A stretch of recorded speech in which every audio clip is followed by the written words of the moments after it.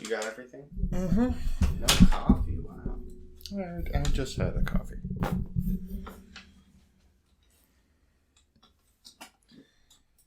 Hear a little bit of judgment in that. That's cool. No, whatever. What? Yep. Oh no, you're not taking a drug. Oh no. Now you'll be slow and sleepy. Now I might get a word in. Do I not give you a word? No. No, you. I'm saying that as you. Oh. I don't think that's true. I'm not talking so fast that you can't talk. Yes, you're Speedy Gonzalez. I'm an auctioneer. I do an auctioneer impression, but I can't. No. Not much of an auctioneer then. No, I'm not. Can't sell anything. Going once, going twice. You gotta be like twice as fast as that.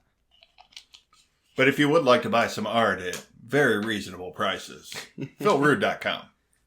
That's right. If you can do an auctioneer impression. If I could auction it? Oh, yeah. The human eBay. Oh, yeah.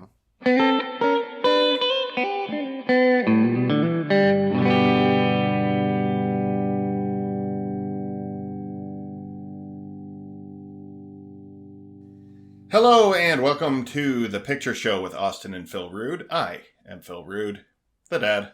I'm Austin Rood, the son. And every week we watch movies and we talk about them. Oh, wow. We're back to our old form of forgetting some... Wow. No, people are going to think this is a season 1 episode. Well, you say one sentence and then I have to say 2 sentences? Oh. How unfair is that? I'm sorry. Well, maybe you would like to rewrite the script then. No, I'm too lazy. Oh, I'll just forget it every time. God, the last thing we need is to change things up. You're already forgetting things we've done 38 times. That's right. Is it 38 now? Wow. This will be episode 39. Yeah. All right. Yeah. Clicking along.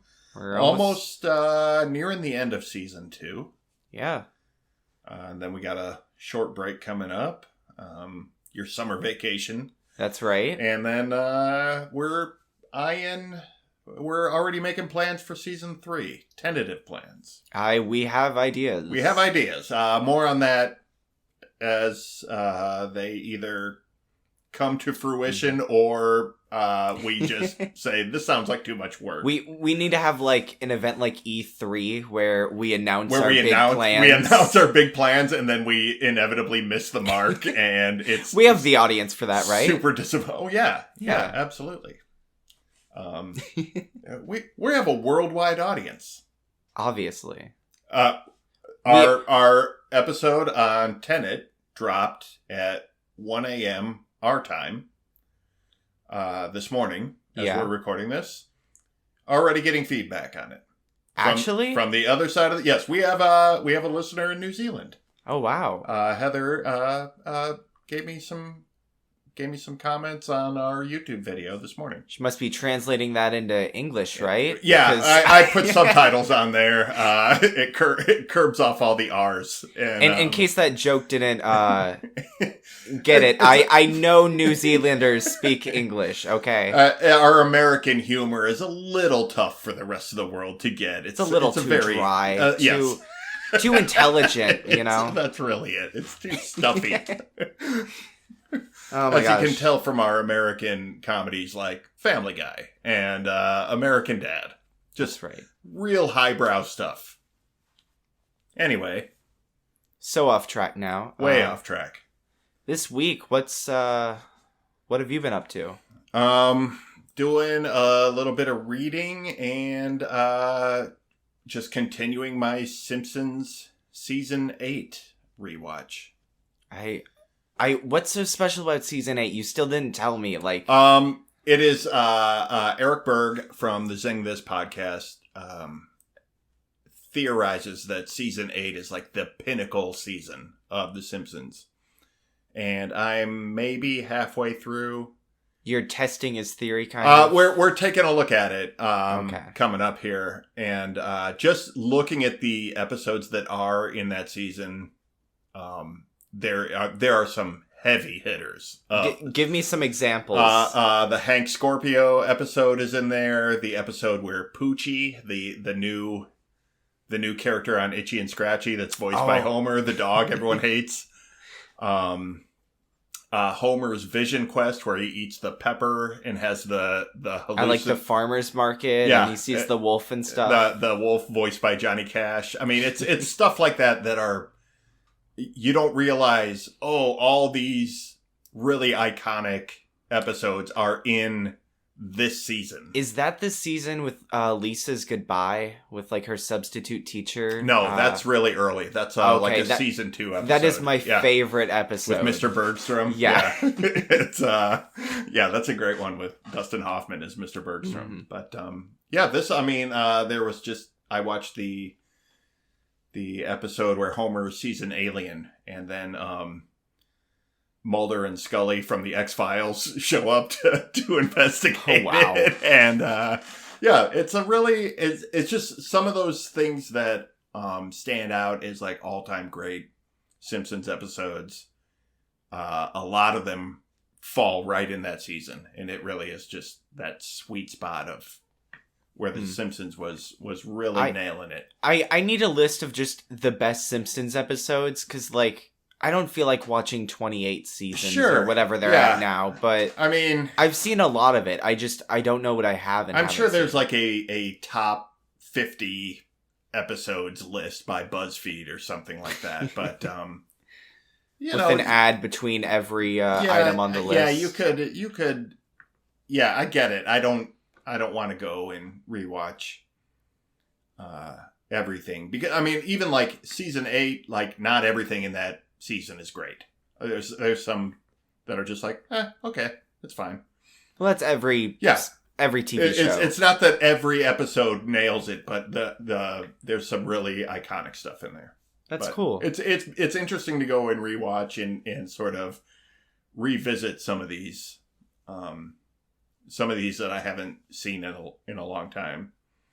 Like when Milhouse's parents get divorced. Like, that's something that stays for a long time. Yes, it sticks. Then Kirk Van Houten is this like divorced, absolute sad sack loser for the rest of the Simpsons canon.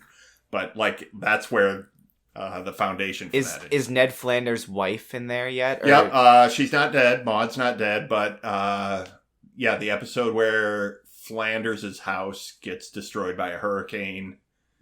That's in there. It's a weird season too, where there's like a lot of side character stuff. Interesting. Yeah. Fleshing out the town. A little bit. Yeah. That's cool. How about you? What have you been up to? Same old.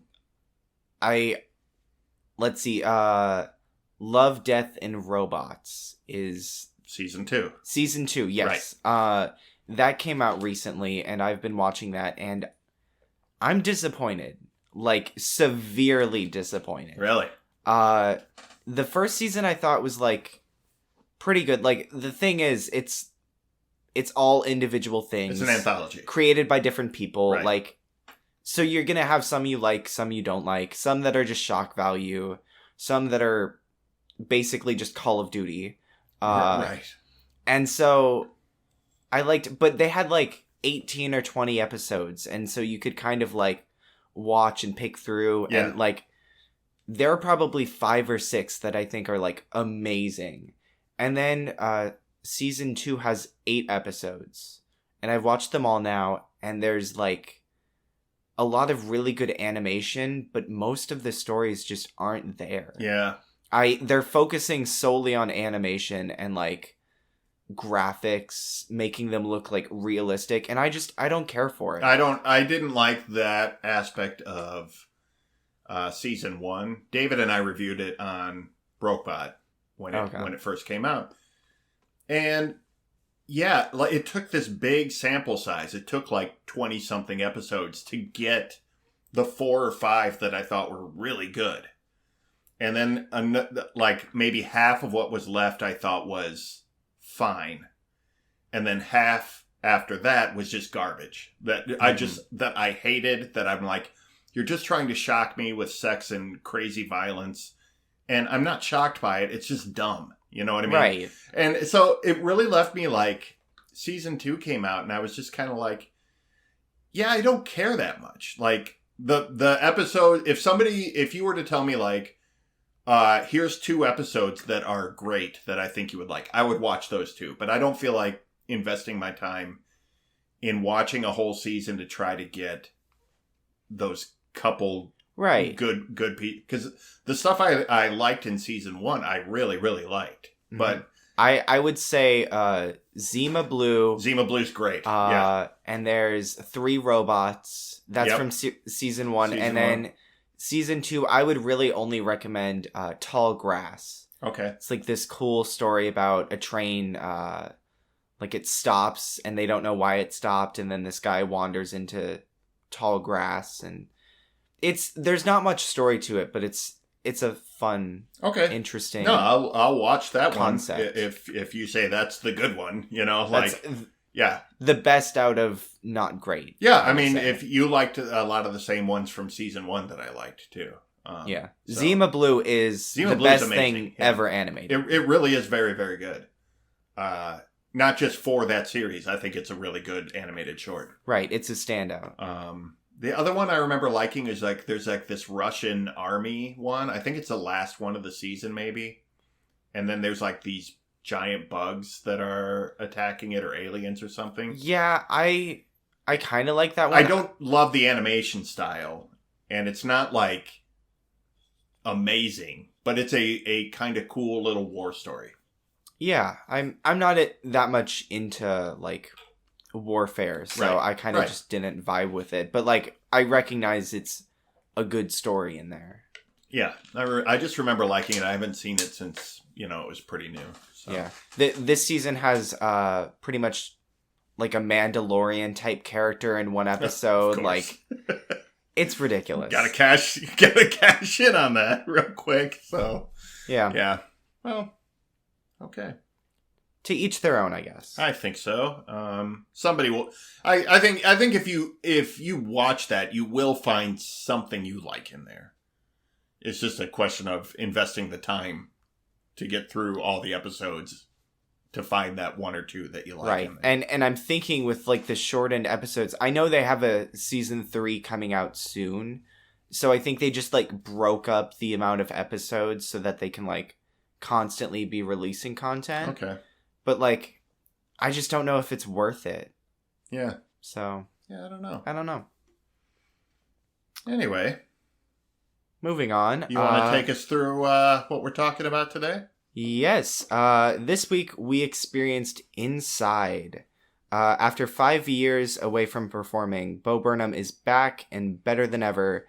And a new Netflix special written, performed, and edited by him in lockdown in his bedroom. It's a mix of music, skits, and cinematic vignettes, all things we've come to expect from Bo. And that's about all that I can say to sum it up, because it is really weird and unlike anything I've ever seen. I'll agree with that. It is, I think it's kind of the best encapsulation of what Bo Burnham does. We talked about this. We did 8th grade. Yes. Bo Burnham and Christopher Nolan. These are our 2 repeats this season so far. We love them both. Yeah. So. I mean, last year it was us. We did 2 Soderbergh movies. Right. This season we've repeated 2 directors. So, it's interesting choices. Yeah. But like people who call Bo Burnham a stand-up, I don't think we talked about this on the 8th grade episode. I don't consider him a stand-up comedian. I consider him like a performance artist who a lot of his work is comedic. Right. I just don't know what else to call him. I know. So I default to stand-up, but it really isn't. Yeah, he's not like a prop comic. He's not a guitar act. It's a very produced show. It's like a one-man show with in the way that like a musical or a stage play is done. He really is like a thespian. Kind of, yeah. He just does his own thing. And here he's doing it without an audience. And without a crew. They're very produced bits. You know what I mean? Like, I just think that Bo Burnham is less of a comedian and more of a performer doing a produced stage show. And this isn't a stage show. He's doing it without an audience. But it is very produced bits that are choreographed to music. It's songs. It's edited comedy sketches. You know what I mean? Like, it's not comedy, and it falls a lot in line of what his big stage shows are. He's just doing it in this one room. I think it's actually better that he's not, like, confined to the stage. You like him better confined to a room? No, I'm not saying never go outside. But like he can do things in this that he can't on stage. Like these editing tricks and like there's full music videos in here. He can't do that on stage. It's like the bit where he's doing the reaction video of his song. Yes. And then it keeps looping and going in like further and further back, reacting to his reaction to his reaction to his reaction video to his song. It's like that's just a genius comedy bit that it only works on TV. Right. He has a few of those in his previous specials, like in Make Happy. He has this joke where he's like people something about continuity, and then it jump cuts from one camera to the other, and he's wearing a different shirt. And, like, it's never addressed. And I've always wondered, like, he has to tell, like, the audience he's performing in front of about that joke so they get it. Or he doesn't. Or he doesn't. Or he's just speaking and doing two shows wearing two different shirts. You know, like... Yeah, that's possible. I think a lot of those comedy performances are filmed over like multiple shows. I hadn't thought about that. So a lot of times it is like the thing of like, make sure you wear the same thing. But in this case, it's like, no, make sure you don't wear the same thing, and then we can get an extra joke in there. But yeah, it's stuff like that. He can play more with the format of this. Yeah. I think it's cool that he was he seemed to, and I mean, there are producers listed here. He worked for Netflix. He had a post-production crew that I'm sure helped finish it up. Like he had like color correction and stuff like that to do, and sound mix. But like creatively, you get the sense of like, oh, he was able to do whatever he wanted to, and that he did do it by himself. I love the little intercut scenes of him like setting up lights, you know, knocking cameras over accidentally, like the little shots he would have just kind of sprinkled throughout this special of him making the special, being his own crew, you know, experimenting with light and with sound and stuff like that. I truly wonder like how much of that was like actually authentic and how much was him like putting on an act almost. I think there's more of an act in here than it appears to be. He's so precise with everything he does. I really like I don't buy like there's a scene where he's just setting up equipment and then he like pulls the camera closer to him and it falls on the tripod, and like I don't buy it. I don't know. I could kind of see that, but I could see it either way. Like I think my thing is like I could see him doing that on purpose. Sure. No, I think there's definitely a lot of performance in this. And I'm not saying Bo Burnham didn't lose his mind a little bit, but I think there is some of it that is sort of dramatized to get the point of this is what isolation feels like. It's a persona. A little bit. And I don't know, because I kind of have a hard time believing that that you keep going and working this hard if you really are. And this, don't mean to sound demeaning to anybody who has really dealt. This year has seen so much like people reacting to isolation in different ways. Maybe he did dive in deeper, right? But some of this stuff, I do think this is like a piece of performance art where some of what he was doing was maybe heightened a little bit, and I think he's a good enough performer to sell it. When he breaks down in front of the camera near the end, I legitimately didn't know if he was acting or if this was really a take where he started crying. Are you okay? I wasn't sure because there's that scene, and then there's also a scene where there's one where he storms off. Yeah, he's like trying to get through a sentence, and then like he just keeps staring. They're right in the same area of the special, right? He just knocks his equipment over and walks away. Because you can see that A, the year of isolation. B, we've all done projects where we are just nothing's going right one day, right? And you'll get insanely frustrated. But you can also see that like he could just be trying to portray the wheels coming off. Either way, it all works. Like it's emotional to watch him. I'm not sitting here saying I was watching it like totally skeptical, like I don't buy this bull. It was gut wrenching to watch him just start crying in front of the camera in the middle of doing a take. Right. You know what I mean? It's like, oh, like that's the pain that so many people are feeling this year.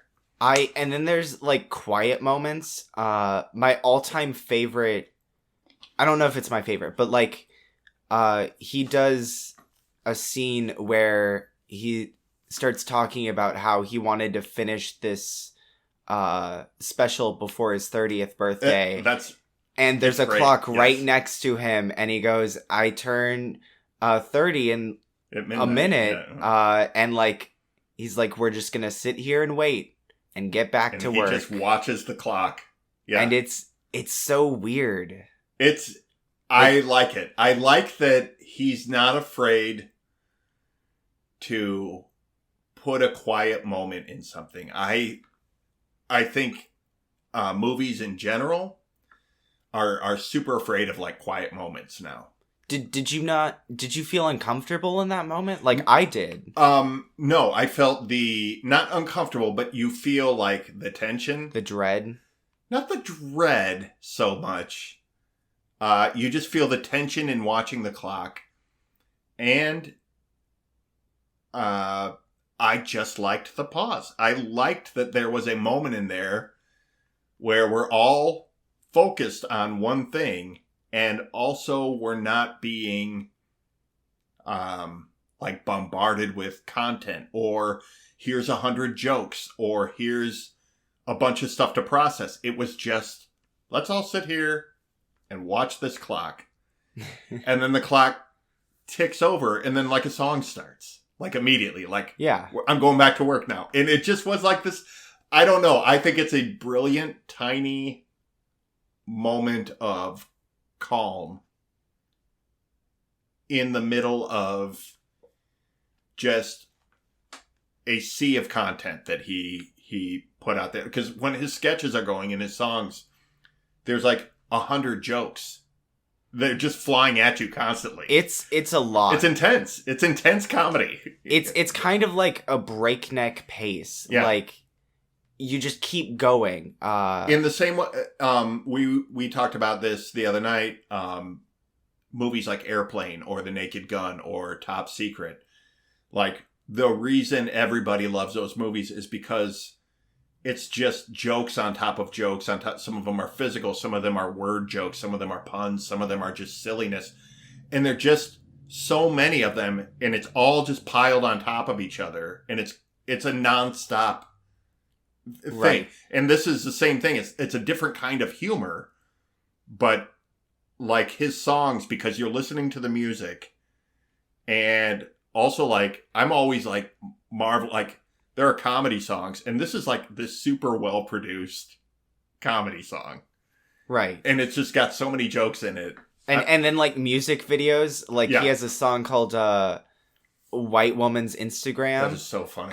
And he's just like setting up all of these poses with like him with flowers over his eyes. It is the absolute best.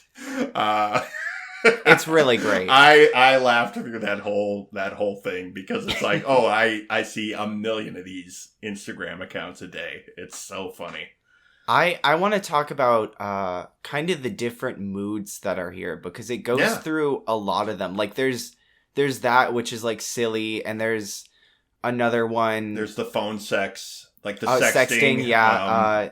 There's one, I forget what it's called, but he's like repenting about like this Aladdin costume he wore when he was 17. Oh yeah. Like, he's like, I didn't paint my skin brown or anything, but it still felt weird. And then in the next verse of the song, he's apologizing for trying to rationalize wearing the Aladdin costume. It's like he keeps trying to continue, but going back to it. And everything is happening almost in real time, and he's apologizing for something he did 30 seconds early. I think that was a great. I'm sorry, I interrupted you. No, you're agreeing with me, so please keep going. But like then there's the, I don't know what to call them, like the kind of in between songs where it's like this has a message to it, but it's also fun. Right. Like, I forget what it's called. The one with Socko, the politically aware puppet. The sock puppet, or it's not even a sock puppet. It's just a sock. It's a sock on his hand. Puppet. Yeah. That one I liked conceptually. That one didn't execute as well, but it was still silly. I did feel like the entire tone of everything got progressively darker. Like, the further into the year that he shot this, the darker the tone got. I think so. Because I think this whole thing is kind of like a man's spiral into for sure. madness. Like, his beard is getting crazier and crazier. Which I love. Like, his new look, I hope he keeps it. Well, he doesn't, because then at the end he comes back. He comes back for his last song. Hasn't he cleaned up at that point? It's like, it's possible last song, and like he starts it off as like, I think it's meant to be before that. Oh, is that the like a flashback? Yeah, to... it's like, cause he starts off, this is my first take, and then it like, transitions into him with the beard and long hair playing it. So it goes from the first take to like the final cut. All right, I flipped that around in my head. I thought it was like he got to this point and then he goes, okay, enough, and shaved his beard. And... But again, I could also believe that he shaved it to film earlier scenes. I mean, it's all. Don't trust anything in the making of section of this. Almost. No, I think I want to just believe he was intentionally trying to show something, and whether or not he was showing a flashback or whatever, you're right. The bulk of this is about him losing his grip in the year of isolation. And the tone of his stuff does get darker and darker to the point where he has one song where he's playing guitar and singing, and that's not even a comedy song, really. That's just like a folk song, kind of. Yeah, that's Funny Feeling. Yeah, it's just sort of like a point where he just sings kind of a pleasant folk song, It's very melancholy if you listen to the lyrics, though. I think one of my favorite quotes in this whole thing, and there's a lot of them, but he says something like, 20,000 years of this, 7 more to go. And like, what is it? The internet at your fingertips, the ocean at your door. Like all of these themes of like the world's ending, but we're distracted with, which is a running theme through the whole thing. Of like, all hail Jeff Bezos. He keeps cutting in with these stupid Jeff Bezos songs about how like he's our savior and he's the greatest and all of these things. The second time that happened, I was so confused because it's just like 30 seconds of him singing about Jeff Bezos, and then it's like, okay, on to the next thing. And his early songs about like kind of like white savior complexes, and like you can kind of tell like what was going on in the world. This is especially what I like about this is the special as a whole is topical. A lot of people were locked down. A lot of people felt really isolated and on edge mentally in the last year. Right. He also talks about income inequality here. He talks about, like white savior complex. You can tell like the George Floyd stuff was going on.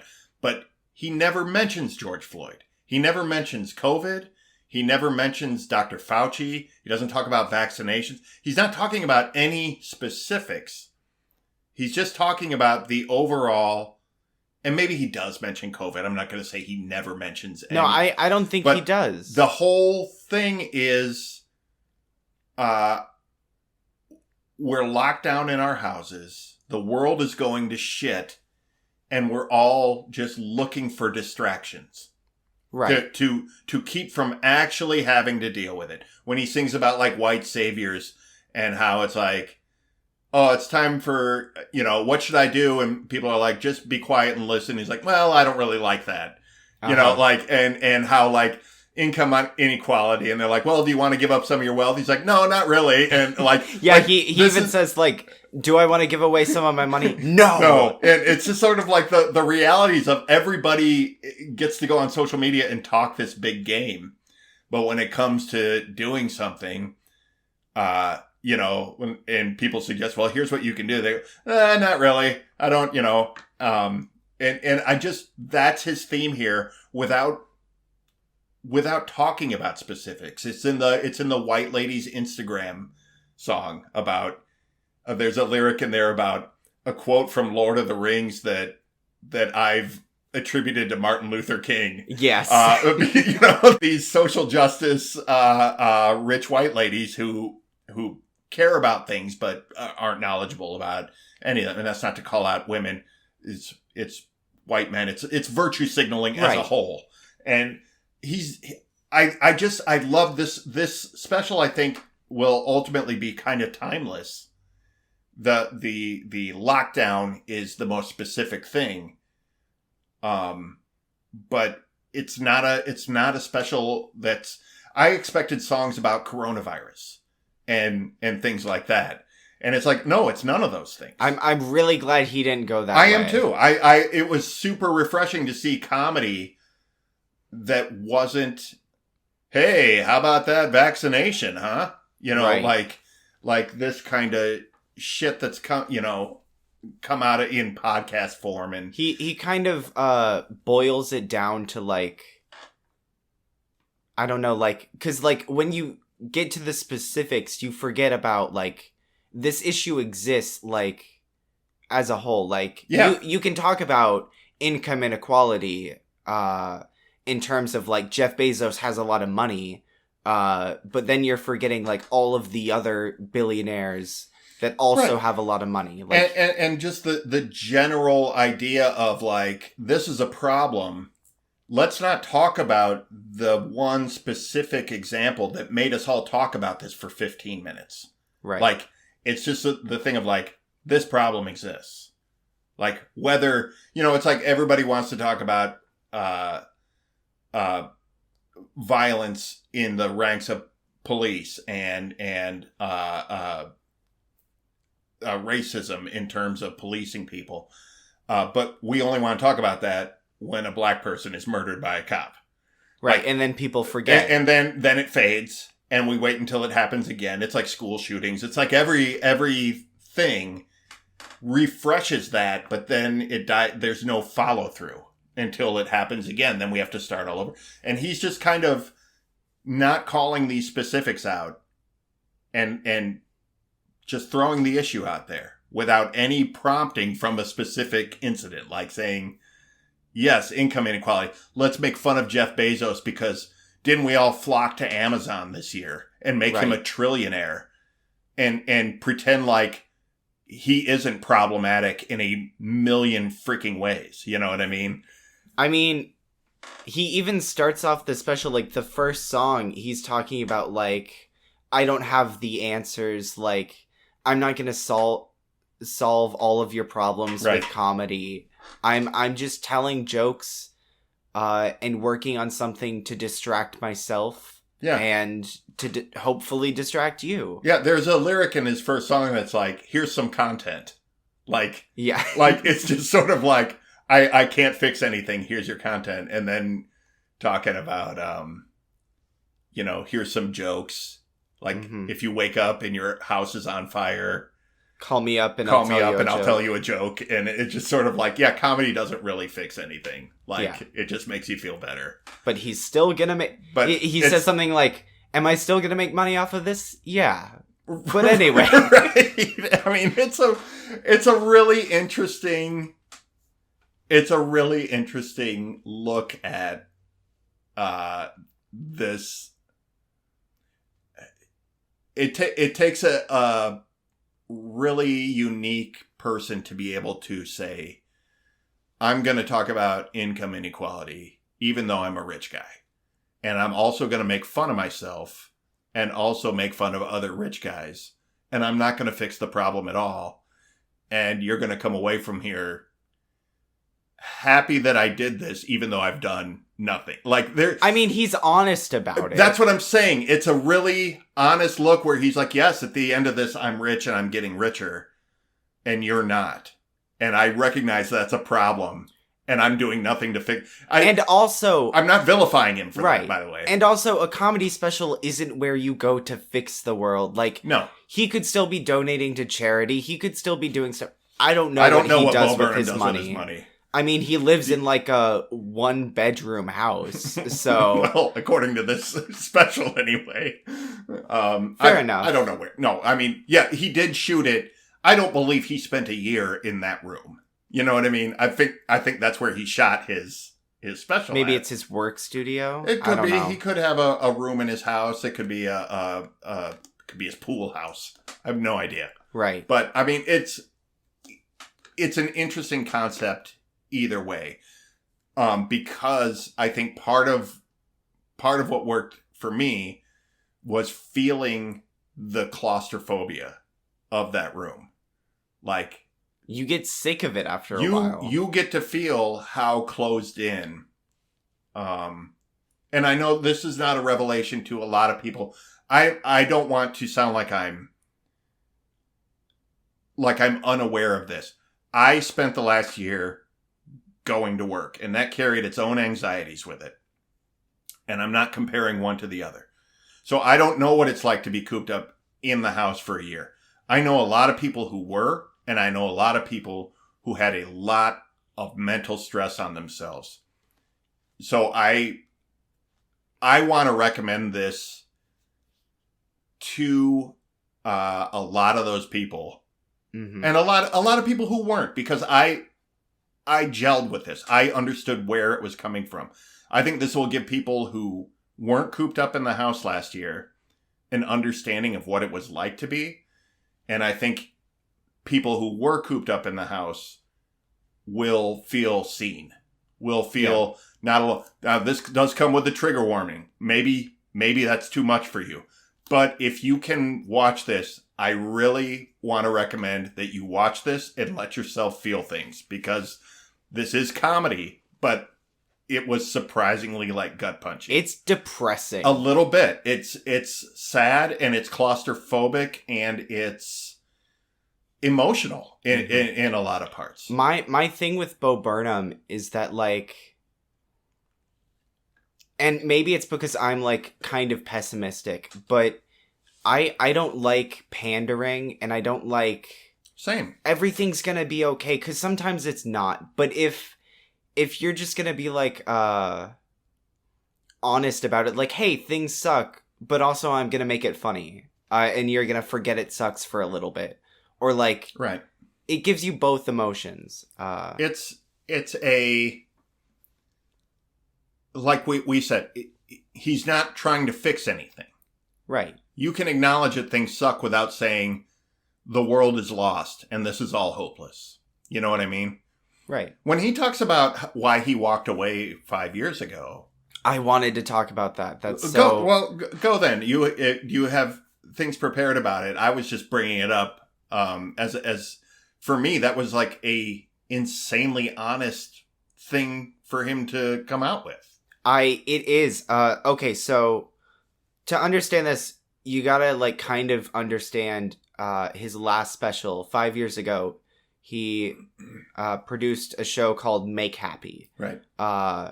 And in the end of the show, he has this 10-minute song that's modeled after Kanye's like Yeezus tour. Uh-huh. It's random, but like he just rap talks about his problems, and it starts off like him making silly jokes, but then halfway... Is that the thing he does with the Pringles can? Yeah. Like, yeah. Yeah, he keeps talking about... You gotta let the chips go at the bottom. Yeah, because my hand's too big to fit inside the Pringles can. But then halfway through, he like just gets honest, and he's like, I don't know how to please you. I want to please you, but I want to stay true to myself. And then like the end chorus is like, you can tell them anything. If you make it funny, make it rhyme. And if they still don't understand, repeat it one more time. And then he just goes back into the silly stuff and forgets the depressing stuff. Right. And then he leaves. And I've watched interviews where he talks about he had like severe panic attacks on stage. And so the end of this show, he talks about that. He does this song called Hands Up, where it's kind of like this motivational song that plays on like an audience being there that isn't. He even has like... He has like a laugh cheering. track. Yeah. Which is very funny, because he does it at a couple points in this where, like at the very beginning, like his first song, he tells a joke and then he hits a button. Like you see him hit the button and there's like laughing. Canned laughter, yeah. It's a funny little tool, and it's also like a little sad. It's a joke, but also it plays with your emotions. Like it makes you feel like there's a reason laugh tracks exist. Right. It makes you feel like you're supposed to laugh. Right.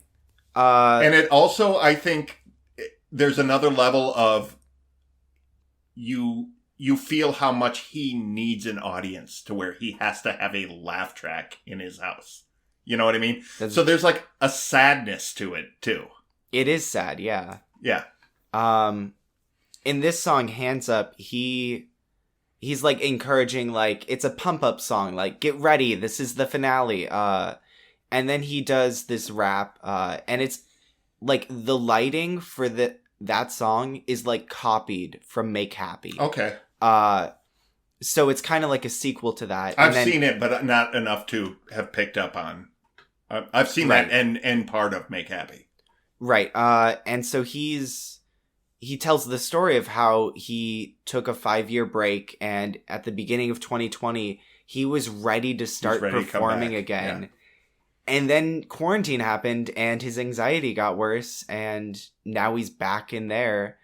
And then the song changes, and he's still saying, like, get your hands up. But then he also throws in lines like, pray for me. It kind of turns into, like, your cheering is what I need right now. And right. It changes the meaning of the song. You say you like him because you're pessimistic, and you kind of feel like he is too. I think he has a lot of pessimism, but I think Bo Burnham is an optimist. I think he is a hopeful guy. He didn't walk away from stand-up or live performance 5 years ago and go into like Howard Hughes mode, where he just shut down and didn't come out and didn't do it. He worked, and he made a movie. He made a movie, which is also very optimistic. 8th grade is like we talked about. 8th grade is incredibly optimistic.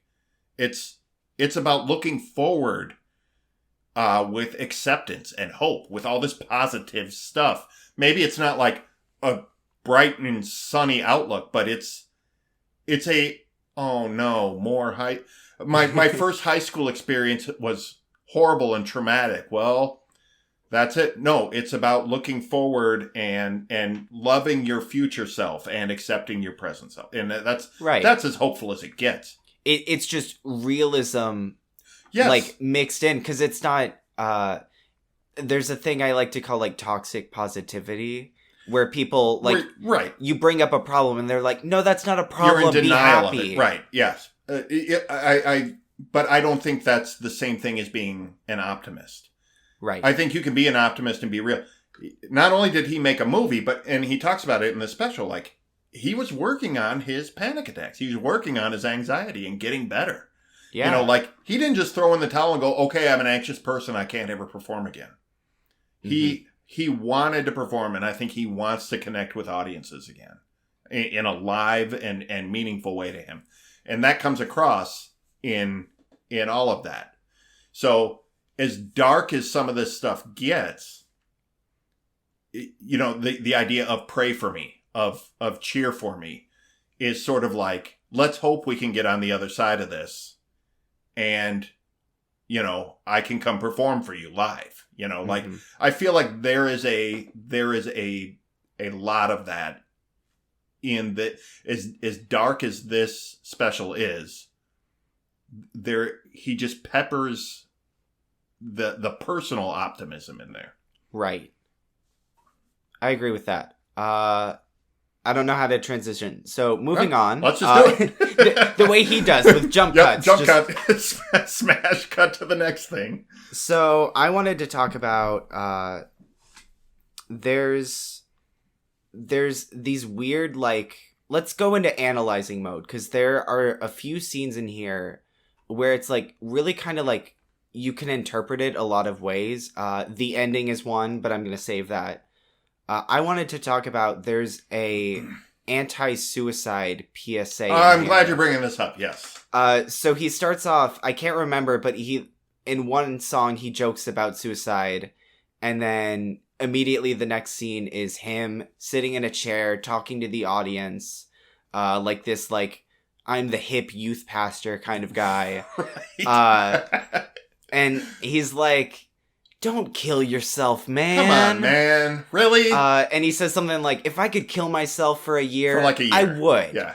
But alas. But yeah. We shouldn't be dead. And then halfway through the PSA, it cuts to the PSA is now on a projector screen, finishing the rest of the video, but it's projected onto Bo Burnham, who is looking bored and looking at his phone and not really paying attention to the PSA. And like, I feel like there's multiple ways to interpret it, but I see it as like, he felt obligated to put a message in there, like kind of like people would criticize him if he didn't say like suicide is a bad thing while he's talking about all this mental illness stuff.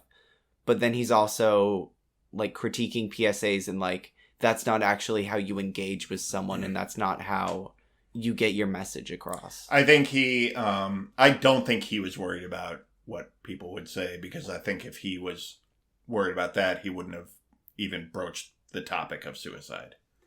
You know what I mean? Like, yeah. I think if, and that's a reason I think that,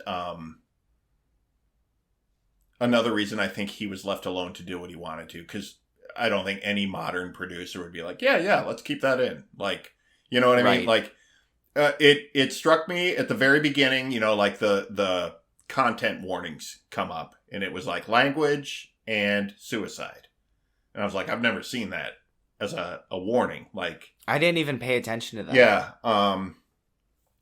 But it was, and I don't think he was making light of suicide.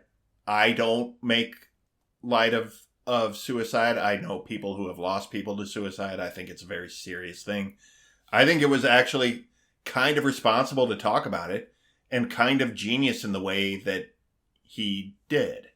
He brought it up because people have those thoughts. And it's stupid. I don't like the idea that we pretend it doesn't exist. If we don't talk about it, then we're not putting the idea in people's heads. It's like that idea goes into people's heads whether you bring it up or not. And by not acknowledging it, I don't think it's helpful at all. There's no peer pressure here. It's just a thing that exists and people know about it. Right. And I think there's a line in there where he says, like, don't kill yourself because people love you. And then he goes, that's not true necessarily. That's not necessarily true. And it's funny. But then he says, and people could love you in the future. And that's the point, is like, that's a very true message when people are like, think about your loved ones. Well, that's going to push people in the wrong direction sometimes. So, like, think about the future. Think of a brighter future, because what you're feeling now isn't necessarily. There's a comedian named Bobby Gaylor who did a spoken word piece years ago, and it was really controversial, and it was called Suicide. And it was like all of this, oh, you're thinking about suicide. Well, why don't you go ahead and do it? Because here's everything that you get out of. Here's everything you don't have to experience anymore. And he starts listing all these crappy things, like, oh, you won't have to wait in line at the bank, and you won't have to, go to the store hoping to get some food, and some guy got the last one. And slowly over the course of this list, it transitions to like positive things. Like you're not going to experience like a first kiss with somebody. You're not going to own a puppy. And I don't remember them all, but it moves into, it shifts really gradually into like, it's all a list of things you will be leaving behind. But it starts as like crappy things that are really just inconveniences, and moves into, these experiences that we all experience. Your first apartment, your first, breaking away from your parents and living your own life, and doing, and just sort of like, and it's this really kind of uplifting and positive thing. It not just about like, don't kill yourself. It's like, life is full of shitty things. It's also full of amazing things that have no price tag, that aren't a physical thing. It's an experience that you have, that everybody has, transition, having children, having, getting married, these things. And I love these takes on suicide, instead of just going, come on guys, I know I made a joke about suicide, but seriously, it's very serious. You can't do it, and doing this sort of pandering thing and wrapping it in this sort of clever way of saying, I get it. You're sad. It feels terrible. It's not always going to feel terrible. And telling that in a way that somebody can digest and understand and see down the road. It's really kind of truthful. I think, exactly. It is being truthful with somebody. Yeah. Yeah, maybe somebody doesn't love you today, but somebody can love you tomorrow. Exactly. And I think Burnham did that really, really well here. And I think, in talking about his panic attacks, and also when he first brings up like this special, he goes, I have to work on something to keep from putting a bullet in my fucking brain. Maybe he's joking. Maybe he's not. Right. This whole thing just comes off as unflinchingly honest, and a guy trying to work through his problems in a really tough time for the world. It's so interesting. Like, that's all I can... It really is. I didn't want to talk about this. I was like, I almost vetoed it at the 11th hour, just saying like, this isn't a narrative movie. I don't want to talk about a comedy special. Is that after you'd already seen it? No, before I'd seen it. Okay. And then I sat down and watched it. I'm like, oh no, this is like a themed piece of art. Like, this is... Yes. It's not a narrative. It's not a movie. I wouldn't call this a movie. After I sat down and watched it, I was like just doing laundry, and you were like, how is this special? And I was like, he's a genius. And you laughed at me, like... Well, because you're a Bo Burnham fanboy, too. I know. It's hard to take fans' opinions, like, they're not going to critique something sometimes that is from someone they love. But, like, I really think this is a masterpiece. I agree with you, because I don't love everything in it.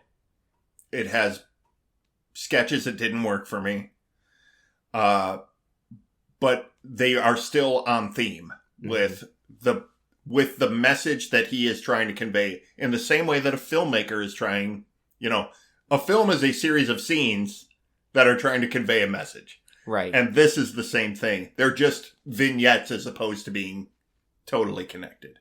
Can I ask what didn't work for you? Because, like, I had a few myself, but...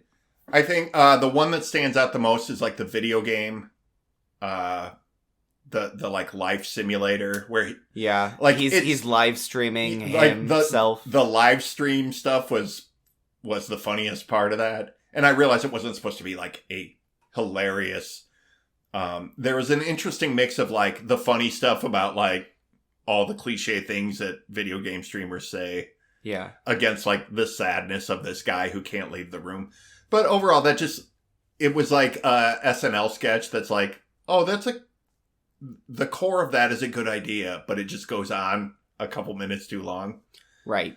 And the Sacco stuff, I think it was funny. But just in comparison to some of the better stuff, it fell a little flat. It didn't hold up in terms of, it wasn't the funniest piece. It wasn't the most clever or the smartest piece. It was just kind of there. It was just kind of a filler piece for me. Okay. It was a clever concept to just, like, I'm crazy and I'm using my socket to talk to. Right. But, like, yeah, that was about it for me. But and some other things that just were a little weird, but they don't stand out enough for me to pick them out. I need to watch this again, and I'm sure I'm going to in the near future. There were things, I've watched this 3 times now, so that gives you an idea of who I am as a person. But there were things that I didn't like on the first time that, like, by now I don't think there's anything in here I don't like. That's cool. The one White Girl Instagram. Yeah. Like, I didn't like I thought it was a catchy song, but I was like, okay, this is just, like, there's no meaning here. But then I actually kind of found... It's in there. That one really stood out to me. Yeah. Because he's listing all of these, like, bogus Instagram posts, but then, like, halfway through, there's, like, this really meaningful, like, verse about, like, hey, Mom, I miss you. This memorial post for the mom. And then it goes back to just, like, bullshit. And to me, like, I just read that as, this is really weird. But, like, I actually found the song on YouTube and I kept listening to it because I was like, what is the point of that verse where she's talking to her mom? And I think it's that, like, on social media, there's, like, 1 in a million posts that are actually, like, important and about something. And yeah, but I also took that as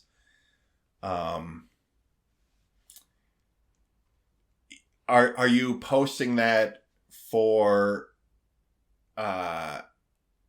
your grief, or are you posting that as a play for sympathy? And I don't know the answer. I think some people do it legitimately as a way to exercise their grief, and I think some people do it for the likes. And I think in that way it falls right in line with, all the other BS that is listed in that song. It's just a big chunk because it is always, like, the biggest, most epic Instagram post. The you know what I mean? 50-page sure. I'm not even trying to judge that, because I've posted personal things like that too, and I don't know that I don't do it for the likes too. I mean, there's a we all judge people on social media use, sure. But then we all use a lot social media. Do the same thing, and there's a artist named Jersey Droz that I've followed for a long time, and on one of his shows,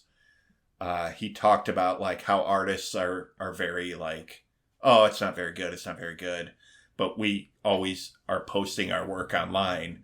And it's like, at a certain point, you have to acknowledge that there's a certain amount of, hey, look at me.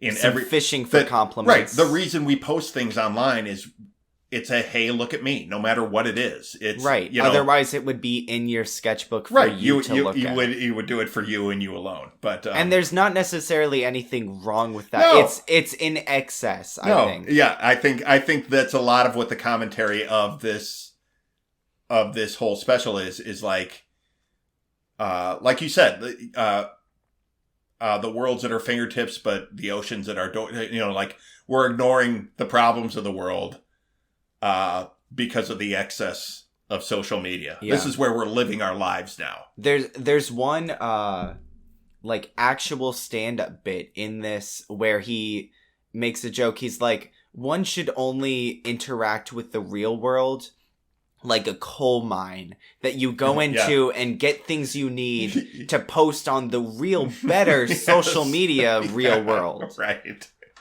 You get dressed, you run out there, you get what you need, you come back, you put it online. Yeah. Yeah. While we're on the topic, Welcome to the Internet. That's one of the songs in here, and it's amazing, I think. He kind of talks about how the internet, like, it's everything all at the same time. Like, here's a tip for draining pasta. Here's a 9-year-old who died. Right. Yes. Like, yes. Just like, here's someone sending you nudes. Here's people posting racial slurs. Here's you can go and be a social justice warrior, or you can go be a racist, you know, in the same place. It's I wanted to talk to you about that because we've had some of these conversations recently where I think, and this is where I always sound like the old man in the room who's like, oh, this damn internet. I'm not cursing the internet, and I'm not denying that ADHD, depression, and anxiety are legitimate, like, chemical imbalance mental illnesses or mental disorders. Right. But I think that the internet has so much sensory overload that it can, maybe it's not ADHD proper or anxiety proper, but it causes a lot of the same symptoms.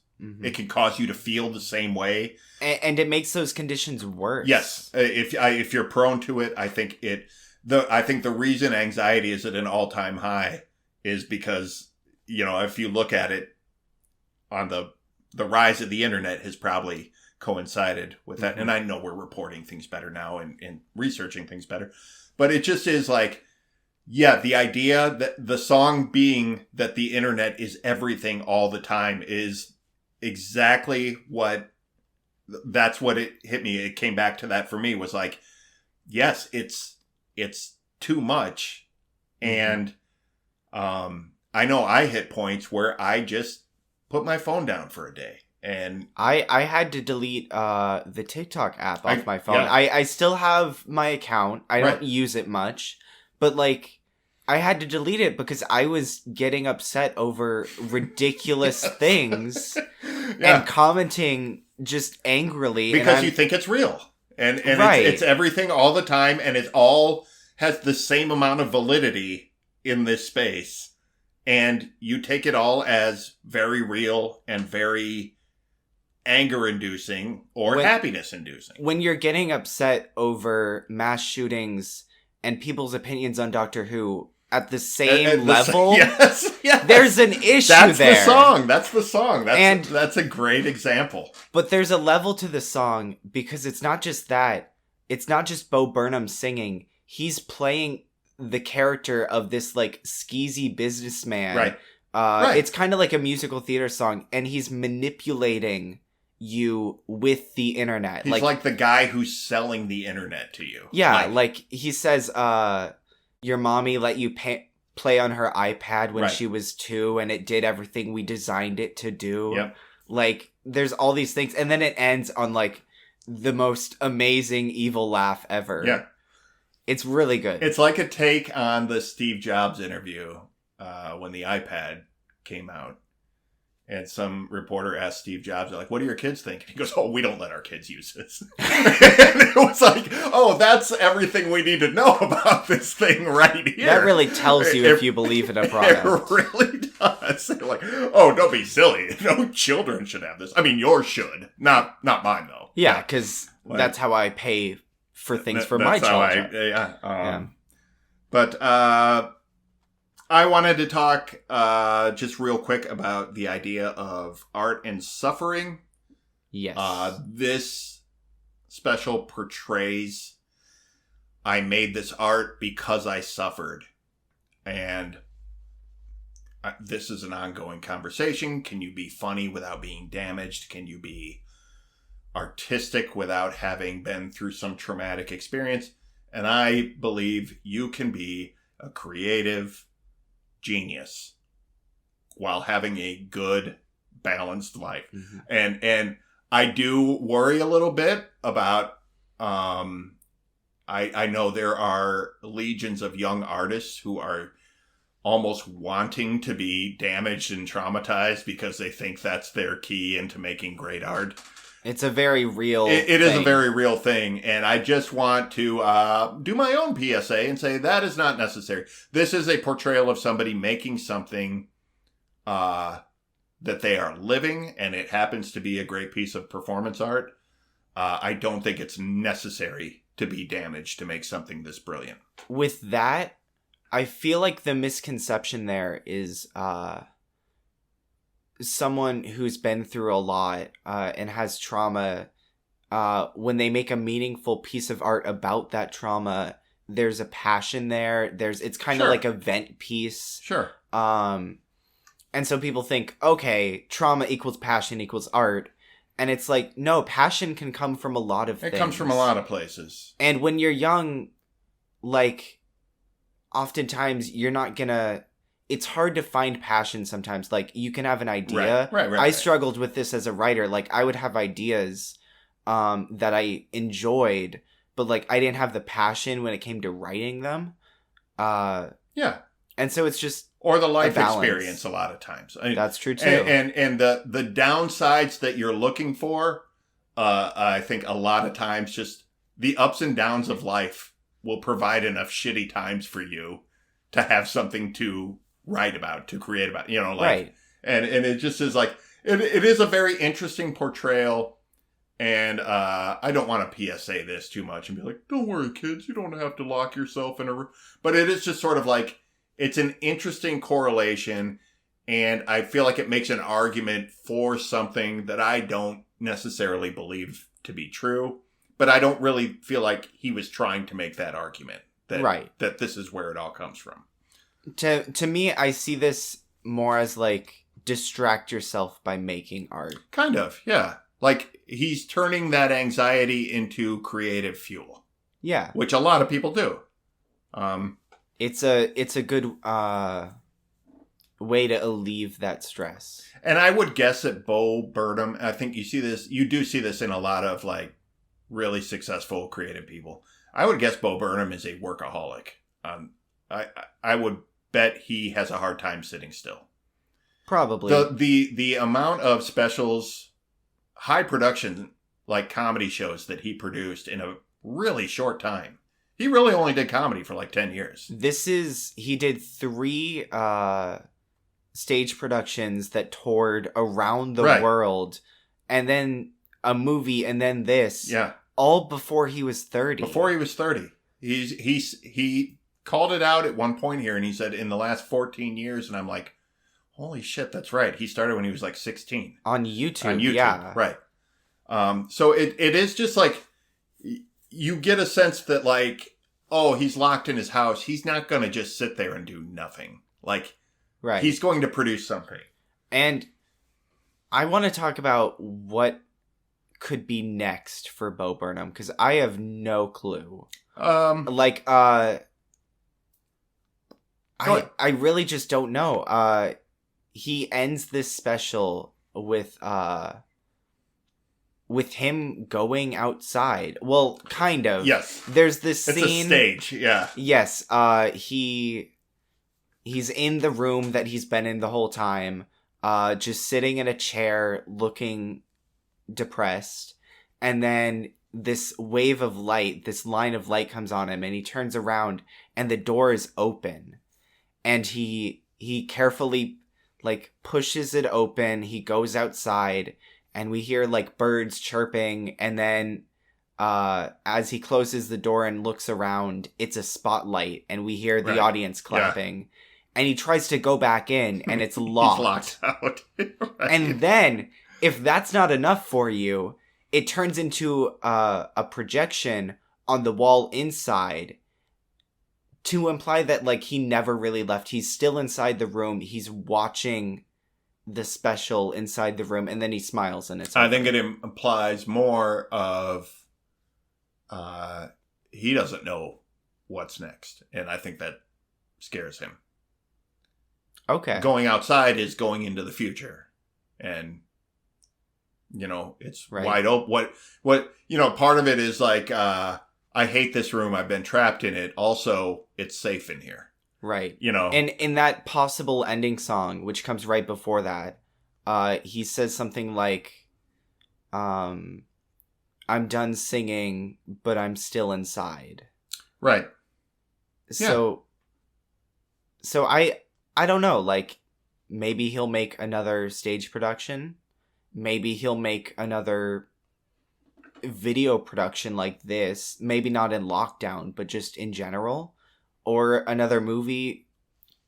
Or acting. I really don't know. He could do anything. I would say Bo Burnham can probably do whatever he wants to do.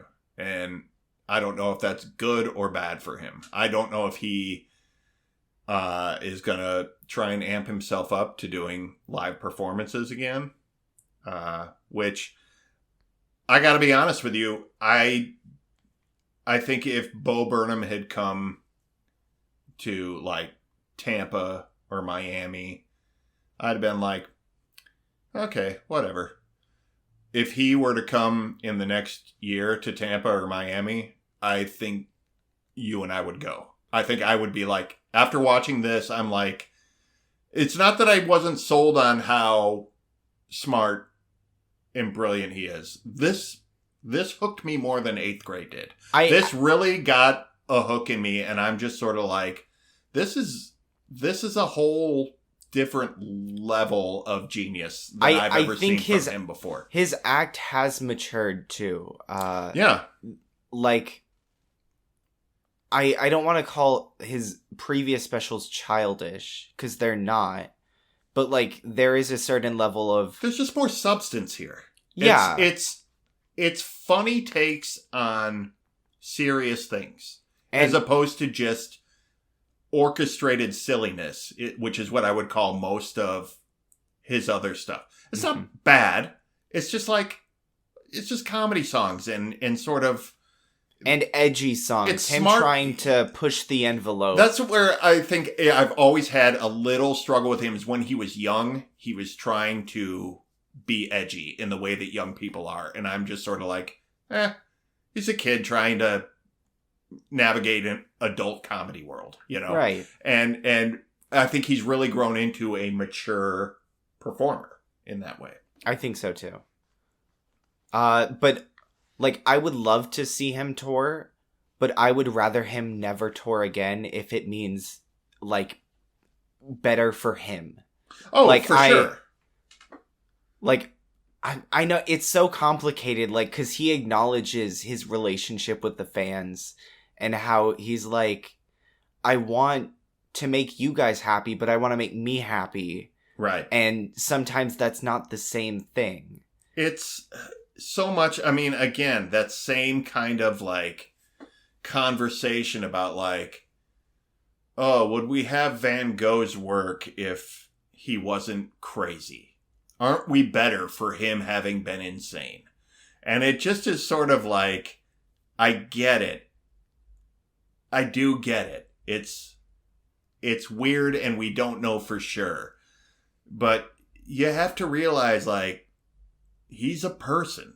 Like, he's not your monkey to make dance He's not an AI producing these works of art. Like this is a person, and you have to put people first, which is essentially part of what I wonder if that experience is part of what comes into the production of this, of like, people first, as opposed, you know what I mean? Like the idea of like, I'm a comedian. Don't put so much importance on me. I'm just a comedian. Mm-hmm. Like, I'm not going to fix anything. I'm not going to fix anything. I'm not the answer to the real problems of the world. And all, like the other angle of that is like, I'm just a comedian. Stop dehumanizing me to be like this machine that just entertains you at your beck and call. Now I'm going to like bring in stuff that isn't part of this special, but he has a song called Art is Dead. And this is from like his first special that's not even filmed. Okay. And he's performed it on like the show The Green Room and stuff like that. But it's essentially this song talking about how selfish comedians are. And he's like, I could have fed a family for 40 fortnights. A family of 4 for 40 fucking fortnights. But instead I wanted my name in lights. And he compares, he's like, do you want to know what a comedian is? Think of children at a birthday party who's screaming because not everything's about him. It's that, but you grew up. It's like, he has serious songs even back then. And like, just, I think his take on like the art form is so interesting. I love that. And I find that really refreshing.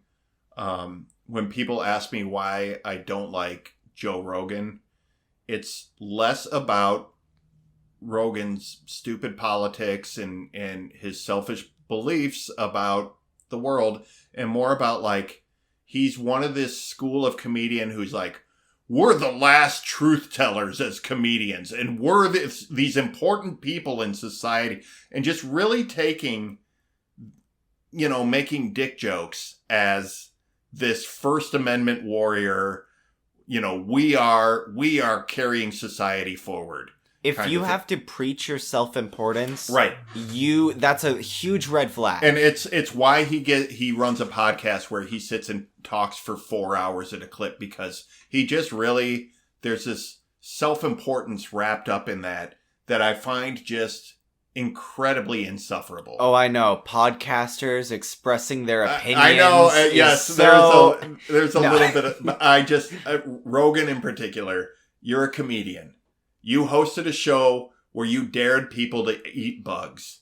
Stop pretending that you are, some bastion of high art that is going to save the world with your freaking comedy. And I use comedy loosely. I don't like Joe Rogan. That's the point of that. But to hear another comedian come out and just be like, no, I'm a comedian. I'm not here to save the world. I think that's super refreshing against this other school of people who take themselves too seriously. Agreed. I feel like we could talk about this for hours because there's just so much content here.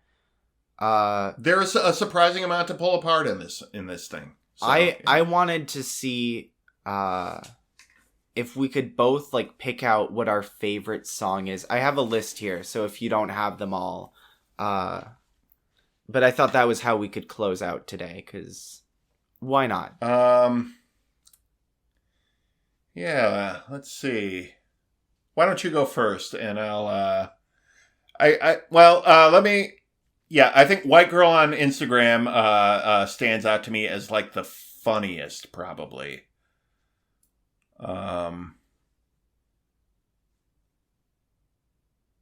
But that, Hands Up is like, that's a good end song.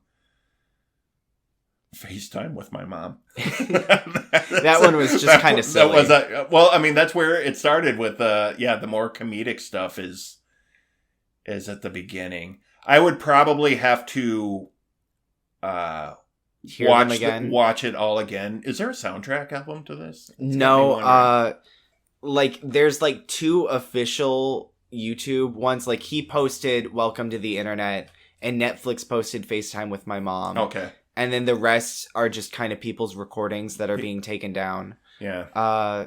Dang, because I would buy this soundtrack. I would buy the album. I would put in... I'm waiting for Bo Burnham. We talk about what's next. If he put out an album of, like, not comedy songs, I wouldn't be terribly surprised, and I'd probably buy it. Or, like, a visual album, like, you know how Beyonce did with series Lemonade? Of videos? Yeah. Okay. Something like that. Yeah, I could see him totally doing something like that. I would say right now, probably White Girl Instagram. Solid pick. Because it struck me as funny and also sort of taking a shot at social media. Like, also kind of saying something without being too heavy, but also, like, really funny. And the video for it, like, where he's got all the words. Oh, yeah, the bullying campaign where people wrote mean things on their head. I thought that was a really solid piece. But if I watched the special again, like Funny Feeling, I think is just a good song. I think so good. It's a really like kind of sad, emotional folk song, and that one is stuck in my head. So, yeah, they're very, very different songs, but I would put those two at the top.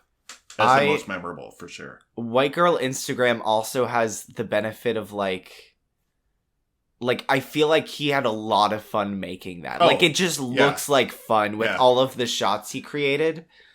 My favorite was probably one we haven't talked about yet, and it's called Stuck in My Room. It's this, like, minute 30-second song. He literally records it just sitting on his floor. Like, it's not one of the produced stage things. But, like, he just talks about being stuck in a room, trying to be funny. And then he compares it to his childhood where he was stuck in his room trying to make it fun. Right. And then there's this line about, like, you came out of your room to look for something to hide again. Looks like you found it. Welcome back to your room. And I don't know, that song, and I was in lockdown for 6 to 9 months. You were here a long time. Like, that really struck a chord with me in a way that I wasn't prepared for. I had to, like, my first watch of this, I, like, paused it and went back and listened to the song again. Like, I was not ready to let it go. I was like, that's too short. Yeah, I think you bring up a really good point that the song that resonates with you, it might depend really heavily on what your lockdown experience was. And who you are as a person. And who you are, for sure. In general. Yeah. What's the song that he did the reaction video to? Is that on that list? Because it's only like this little 20-second thing. No, I didn't put it on the list, but it's like something about getting coffee. Like, he explains in the reaction video, he's like, there's a lot of songs about work songs from, like, the 1920s. This is about modern day exploitation. It's about the unpaid intern. Unpaid intern, that's it. That's the name. It's like, how is this legal? And, like, and then that was probably the best straight up piece of comedy, was the reaction. That was really good. That was great. Let's pull the plug on this before we just keep going. Before we reenact the whole thing. I think it's safe to say, big recommend for both of us. Anyone and everyone. I think this is really not just a comedy special. I legitimately think this is a piece of art. And it's really caught me by surprise. I can't recommend this enough. Very much.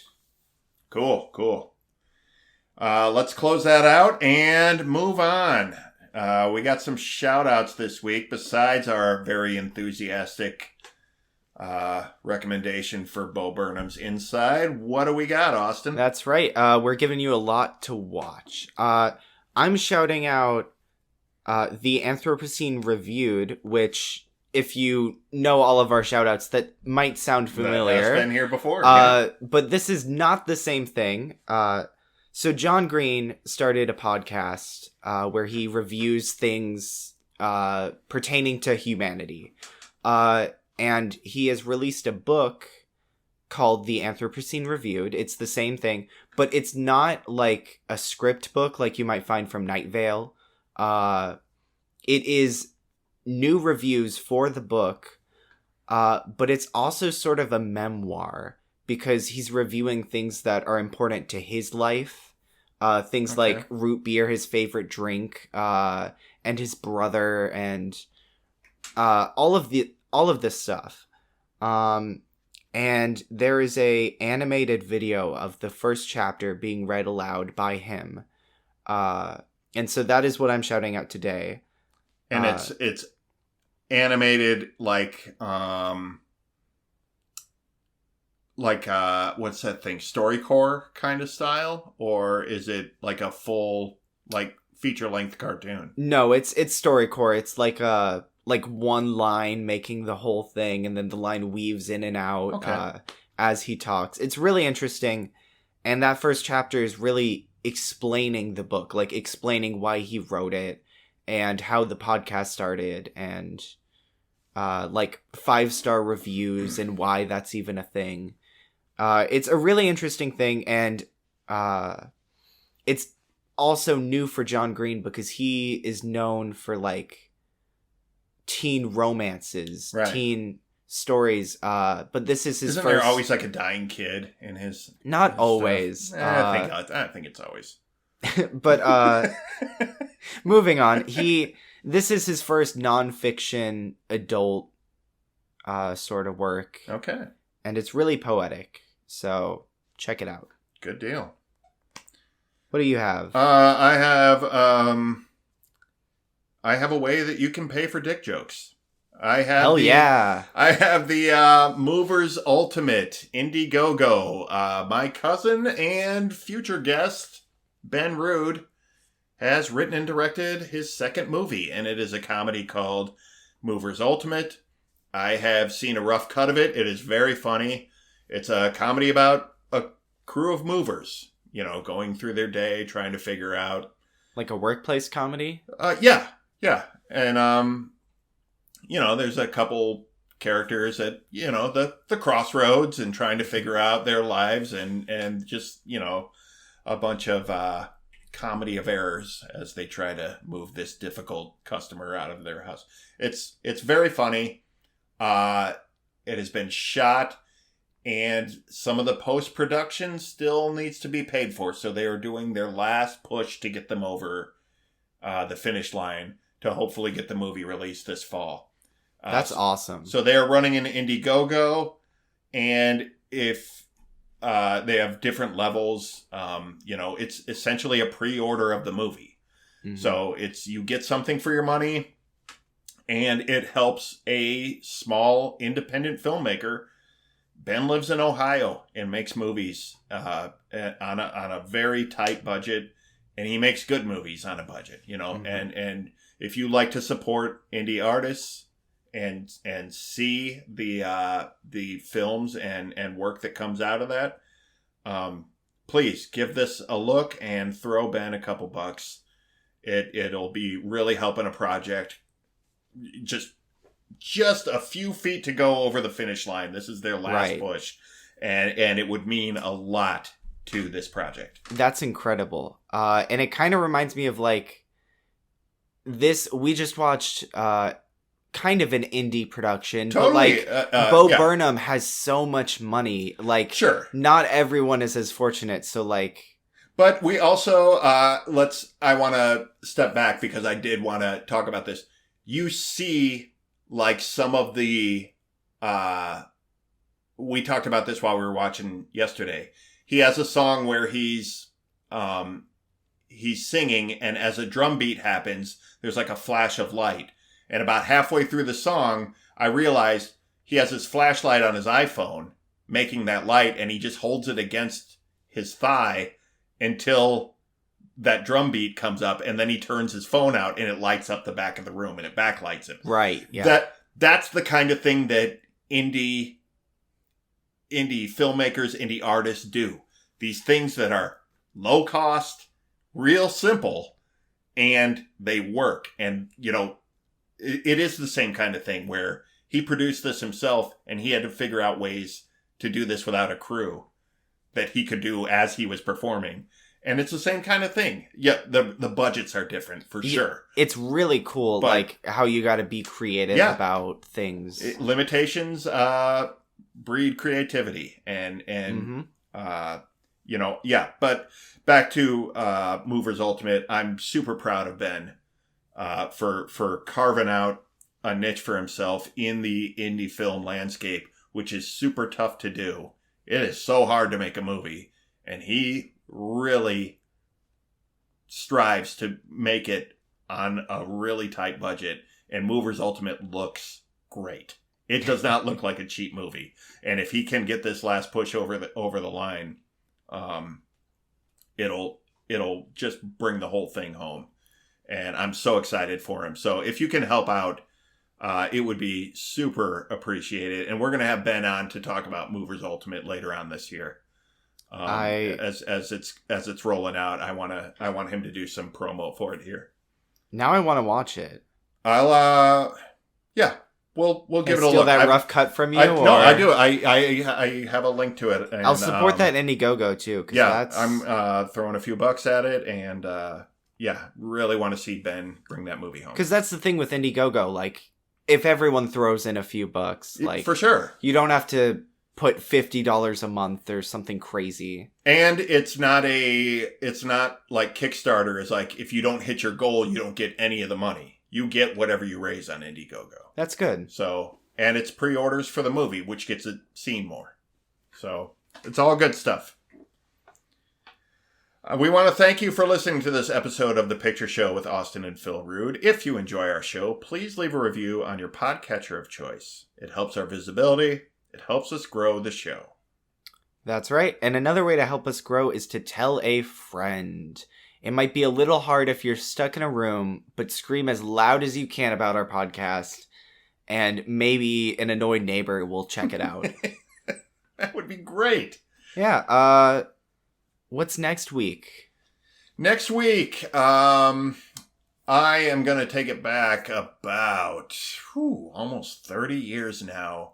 We are going to watch a very early Quentin Tarantino screenplay, directed by Tony Scott. It is True Romance. Christian Slater and Patricia Arquette, they have a suitcase full of cocaine, and they are driving to California to sell it. Is this because you talked to me about this while we were gardening? I talked to you about it because I saw that it just landed on HBO Max. I haven't seen this movie in a long time. I love this movie. It's got a great cast in it.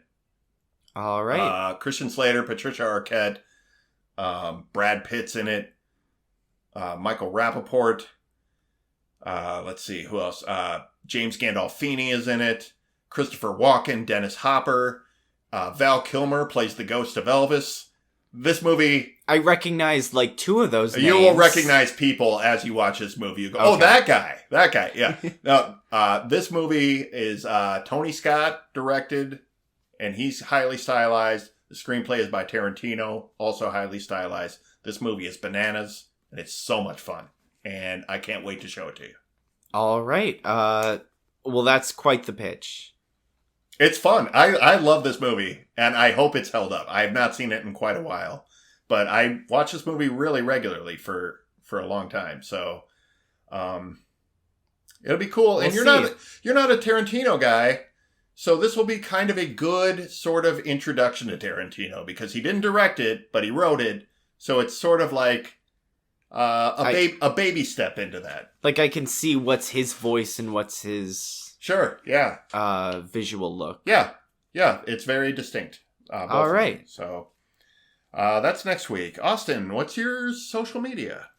I don't do social media. Oh, yeah, we've learned something this week. No more social media. No, I'm a hypocrite. I